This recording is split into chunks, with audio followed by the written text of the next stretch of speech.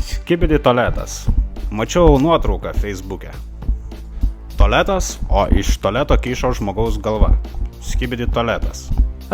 Skibidi tualetas, mačiau ir aš. Skibidi tualetas, taip. Skibidi tualetas – japonų biologinis ginklas. Jų eksperimentas. Japonai grobdavo korėjiečių vaikus ir kišdavo juos į tualetus. Kišodavo tik galva. Ir taip gimdavo skibidi tualetai.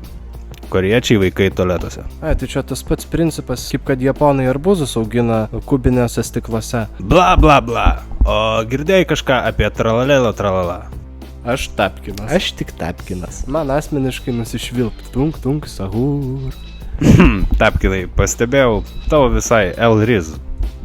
Taip, riz gal ir L, bet veinyje D tai XL. Aš dabar kaip tik neseniai pradėjau laikyti dietos japoniškos. Demaxing. Daug jūros gėrybių, daug arklių vitaminų. Kraštuoti. Ar bandei Bumblauskai kraštuoti? Kraštuoti? Tikriausiai turėjo omeny edžint. Aš edžinu galvodamas apie aikštelės herojų LeBroną Jamesą. Ar esi girdėjęs apie jį? Šlovingas karalius. Krepšinio generolas, mano saulės spindulėlis tamsią nykią dieną. Nepakartojamas. Deja, yra tokių žmonių, kurie niekada nebus kaip jis, ne? Tavo tiesa. Pavyzdžiui, tas šuva Žemaitaitis. Bingo. Būtent tas netikėlis man ir susišvietė galvoj, kai sakiau.